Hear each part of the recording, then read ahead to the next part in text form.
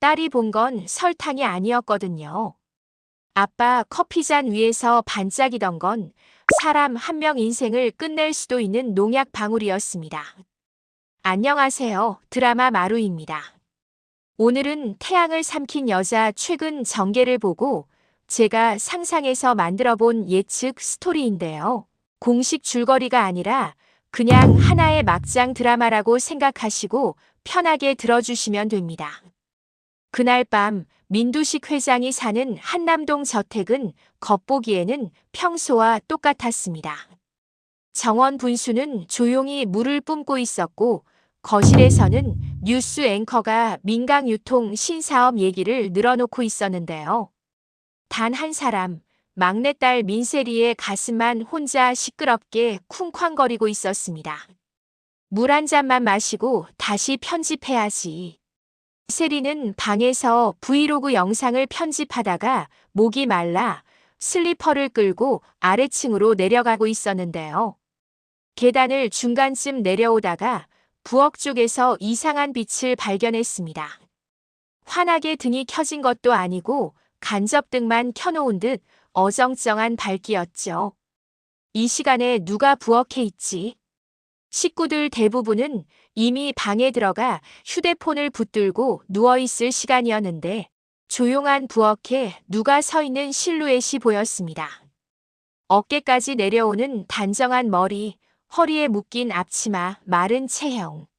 세리는 거의 반사적으로 생각했습니다. 엄마네. 엄마라고 부르지만 피가 이어진 사람은 아니었습니다. 민두식이 몇 해 전 재혼하면서 데려온 여자 장여사. 밖에서는 늘 상냥한 회장 부인 행세를 했지만 집안에서는 종종 차가운 본색을 드러내던 그런 사람이었죠. 세리는 본능적으로 벽에 몸을 숨겼습니다. 평소 같았으면 그냥 엄마 아직 안 주무셨어요?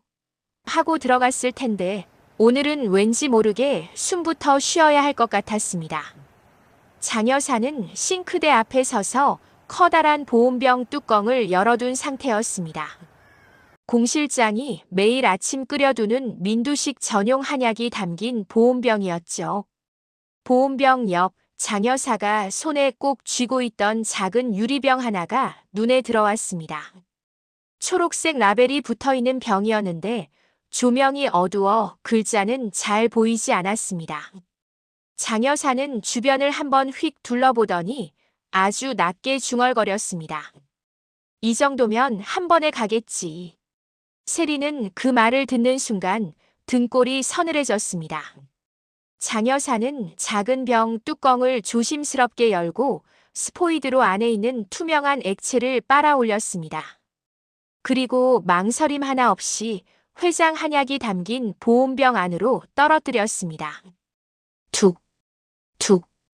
부엌이 워낙 조용해서인지 액체가 떨어지는 상상 속 소리까지 세리 귀를 때리는 것 같았습니다. 처음에는 건강 보조제 같은 건가 했습니다. 비타민 원액 같은 거일 수도 있잖아요. 그런데 바로 그때 작은 병의 라벨이 살짝 돌아가면서 몇 글자가 세리 눈에 들어왔습니다. 고독성, 주의, 인체의 치명. 완전히 읽히진 않았지만 거기까지만으로도 충분했습니다. 세리는 목이 바짝 타들어가는 느낌을 받았습니다. 설마 내가 지금 보고 있는 게 그거야? 엄마가 아빠 한약의 농약을. 그 순간 발밑에서 아주 작은 삐끗 소리가 났습니다. 슬리퍼가 계단 모서리에 살짝 걸려난 소리였는데 그 작은 소리에도 장 여사의 어깨가 움찔했습니다. 누구야? 날카롭게 튀어나온 목소리에 세리는 반사적으로 계단 뒤 어둠 속으로 몸을 쏙 숨겼습니다. 고양이인가? 장 여사는 혼잣말로 그렇게 중얼거리더니 서둘러 작은 병 뚜껑을 닫았습니다.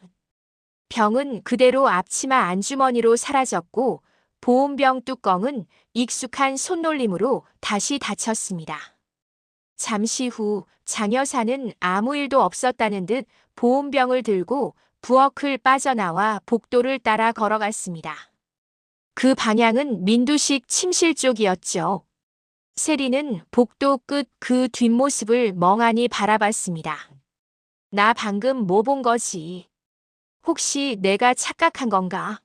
아니야, 병 라벨 분명히 이상했어. 그날 밤 세리는 방에 돌아와 이불을 뒤집어 쓰고도 눈을 감지 못했습니다. 눈꺼풀만 내려오면 보온병 위로 떨어지던 그 투명한 방울이 그대로 떠올랐거든요. 다음 날 아침 민씨 집안 식탁에는 늘 그렇듯 정갈한 밥상이 차려져 있었습니다. 민두식은 공 실장이 가져온 보온병을 아무렇지 않게 받아들었습니다. 회장님, 오늘도 시간 맞춰 드셔야 합니다. 공 실장이 한약 잔을 따르자 민두식은 별다른 의심 없이 웃으면서 들이켰습니다. 역시 아침에는 이게 최고야. 내가 아직 팔팔한 이유가 이거지. 문제는 그 말을 듣고 있는 민셀이었습니다. 숟가락을 잡은 손에 힘이 하나도 들어가지 않았습니다. 내가 지금 입을 다물고 있는 게 맞는 걸까? 그 한 잔 안에 어젯밤 그 액체가 들어있을지도 모른다는 생각이 뇌리를 스쳤지만 장여사와 민경채, 다른 형제들이 모두 둘러앉은 이 자리에서 엄마가 아빠 독살하려는 것 같아요라는 말을 꺼냈다간 그 자리에서 미친 사람 취급을 받을 것 같았습니다. 민세리는 결국 아무 말도 못한 채 밥만 쿡쿡 눌러 먹었습니다. 세리야, 너 요즘 왜 이렇게 말이 없어졌냐? 민두식이 웃으면서 물었지만 세리는 제대로 대답도 못했습니다. 그냥 피곤해서요. 단 한마디. 그렇게 하루가 지나가 버렸습니다. 마이너스 마이너스 마이너스. 문제는 그 다음 날이었습니다. 민세리는 하루 종일 편집을 하다가 결국 더 이상 혼자 끙끙대고 있을 수 없다는 생각이 들었습니다. 집안 사람에게는 말할 수 없는 걸 엉뚱하게도 민강 유통 운전기사에게 털어놓고 싶어졌습니다. 이 사람 사실 기사만 하는 사람이 아니잖아. 민두식 옆에서 오랫동안 지켜본 결과 세리는 어떤 감을 하나 갖고 있었습니다. 문태경은 단순히 핸들을 잡는 사람 이상의 눈빛을 가진 사람이었거든요. 저녁 무렵 세리는 결국 전화를 걸었습니다. 저 문태경 씨. 네, 민세리 양. 지금 혹시 시간 돼요? 수학이 넘어 목소리는 약간 놀란 듯 했지만 차분했습니다. 무슨 일인데요? 어디 가서 말하면 미친 사람 소리 들을 것 같은 걸 봐서요. 그냥 한 번만 들어줘요. 이렇게 말하고 위치 공유까지 보내버린 뒤에야 세리는 살짝 후회가 밀려왔습니다. 하지만 이미 돌이키기에는 너무 늦었습니다. 마이너스 마이너스 마이너스. 강력 조용한 카페 구석.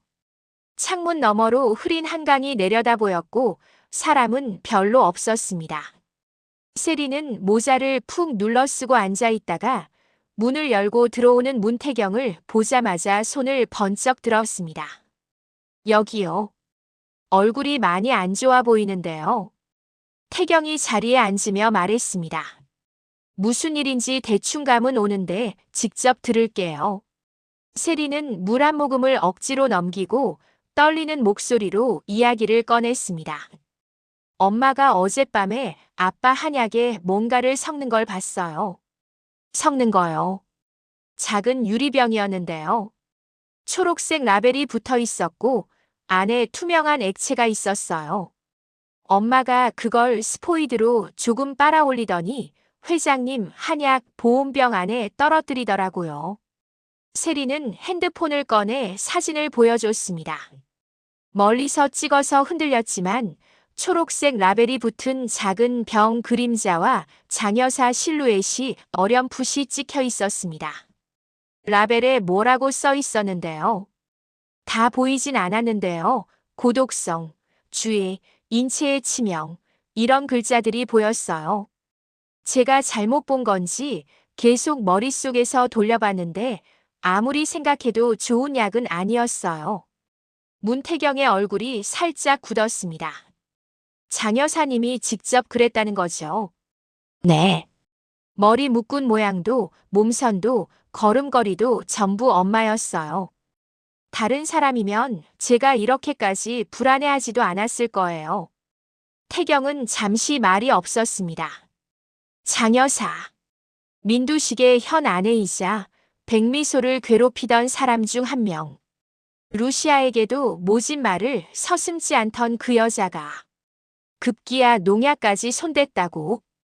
이 얘기 집에서는 아직 아무한테도 안 한 거죠. 네. 아빠한테 말하면 엄마랑 경채 언니랑 다 같이 있는 자리에서 싸움 나고 결국 제가 정신과 가야 할 사람 취급받을 것 같아서요. 잘했어요. 지금은 아무 말도 하지 마요.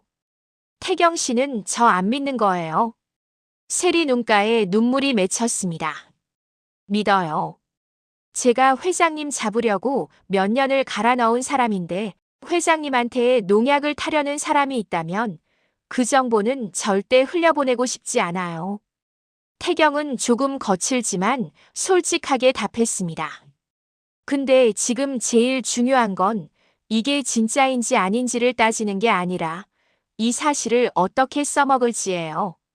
써먹는다고요? 세리 양 아버지 목숨도 지키고 이 집안에서 누가 진짜 악인지 드러낼 수 있는 기회거든요. 장 여사가 혼자 한 짓인지 누가 뒤에서 시킨 건지 이왕이면 한 번에 까는 게 좋잖아요. 태경은 주머니에서 휴대폰을 꺼냈습니다. 일단 회장님 건강검진부터 잡아야겠네요. 혈액이랑 소변 검사를 제대로 돌리면 농약 성분이 나오는지 안 나오는지 곧 알 수 있을 거예요. 그는 공 실장에게 문자를 보냈습니다. 회장님 종합검진 다시 잡아주세요. 독성 검사 포함해서요. 이유는 나중에 설명드리겠습니다. 문자를 보내고 나서야 태경은 다시 세리 쪽으로 몸을 돌렸습니다. 세리 양은 지금부터 아무것도 모르는 척 하세요. 집에서는 평소보다 오히려 더 시끄럽게 웃고 더 잘 먹는 척 하고요. 회장님만 조심스럽게 지켜보면 됩니다. 세리는 천천히 고개를 끄덕였습니다. 그럼 나는 지금부터 그냥 연기하는 거네요.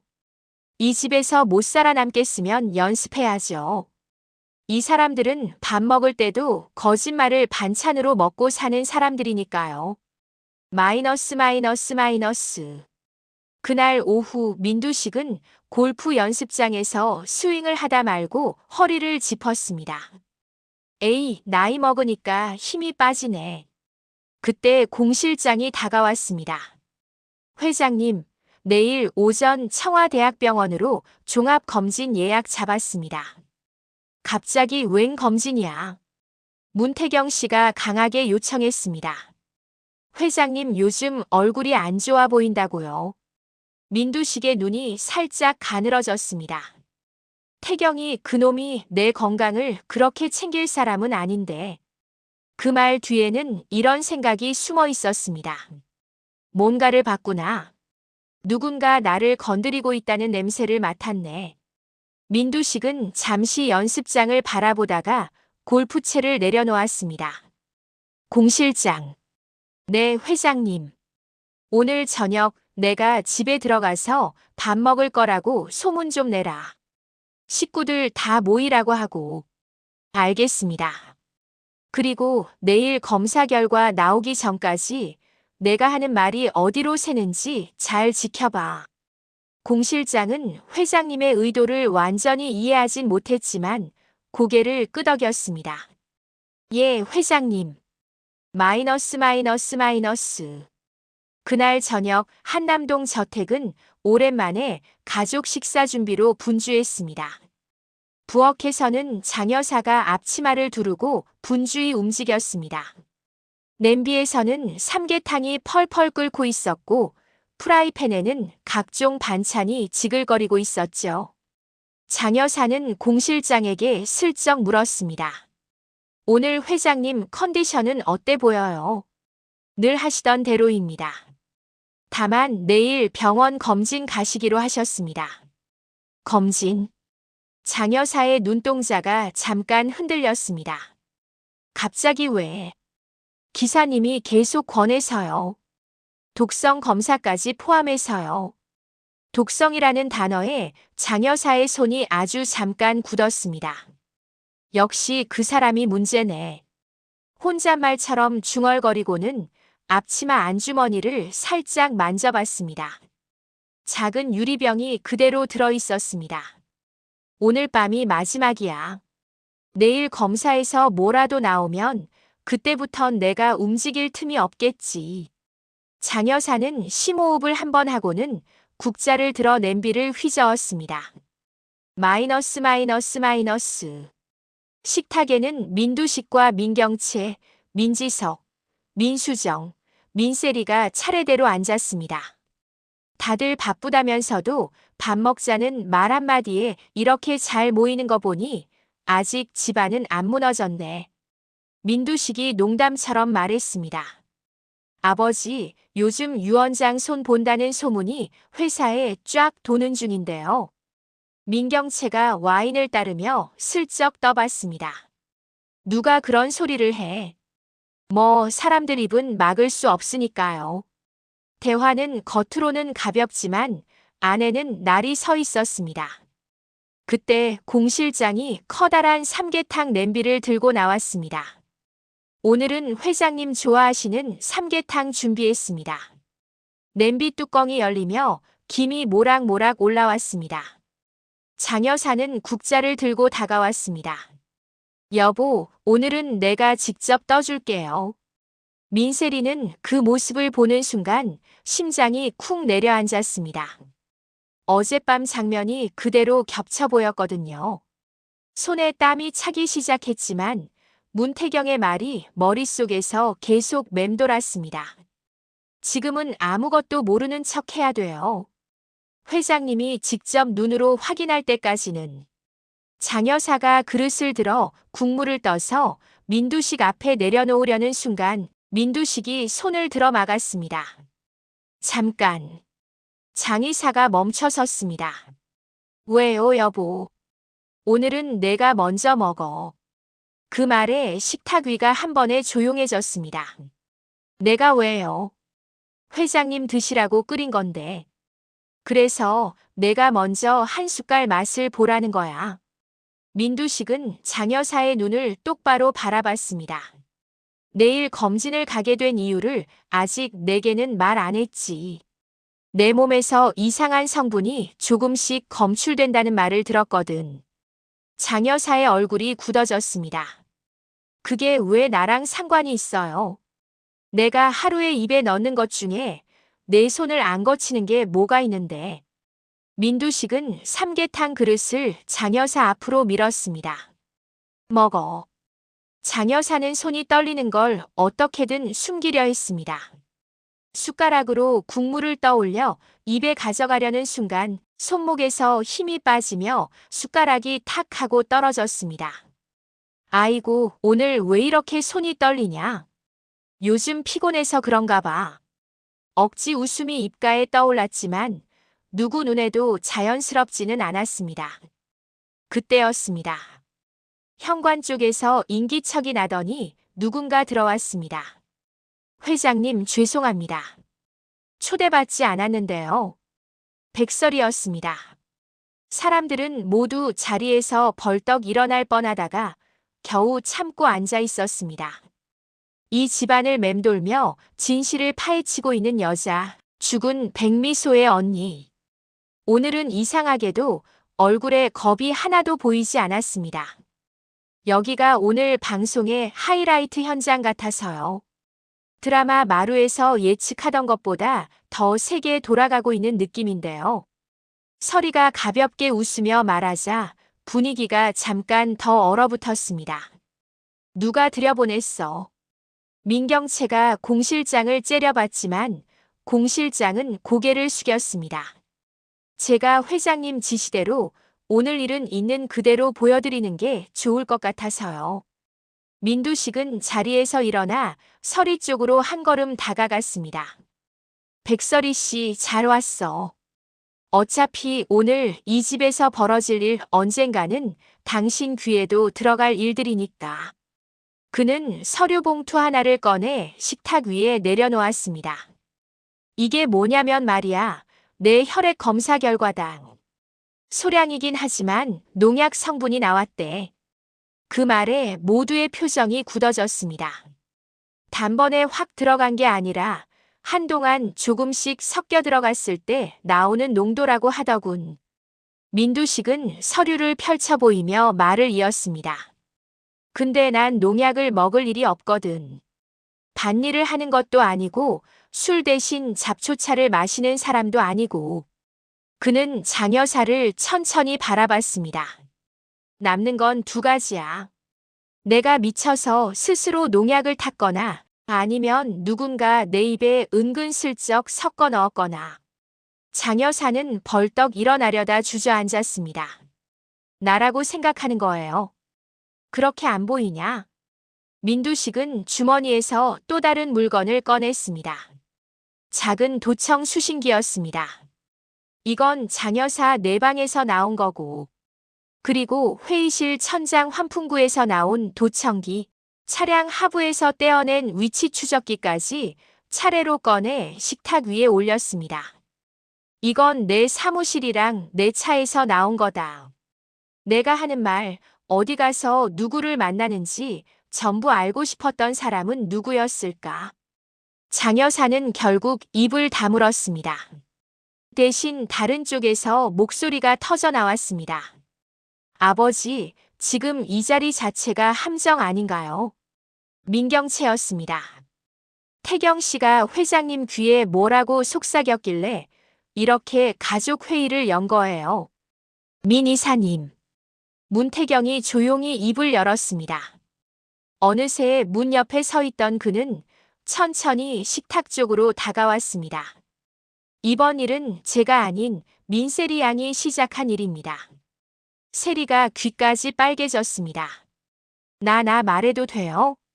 민두식이 고개를 끄덕였습니다. 세리야, 이제 말해라. 세리는 결국 입을 열었습니다. 어젯밤 제가 직접 봤어요. 엄마가 회장님 한약 보온병에 작은 병에서 액체를 떨어뜨리는 걸요. 그 병 라벨에 고독성이니 인체에 치명적이니 그런 글자가 적혀 있었어요. 처음에는 제가 잘못 본 줄 알았는데 계속 머릿속에 남아서 결국 태경 씨한테 말한 거예요. 장 여사가 벌떡 일어나 소리쳤습니다.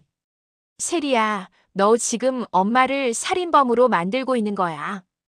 그 병은 정원 관리하던 사람이 놓고 간 거였고 나는 그걸 치우려고 잠깐 들고 있었을 뿐이야. 그러면 왜 한약 보온병 뚜껑을 열었어요? 세리는 눈물을 글썽이며 물었습니다.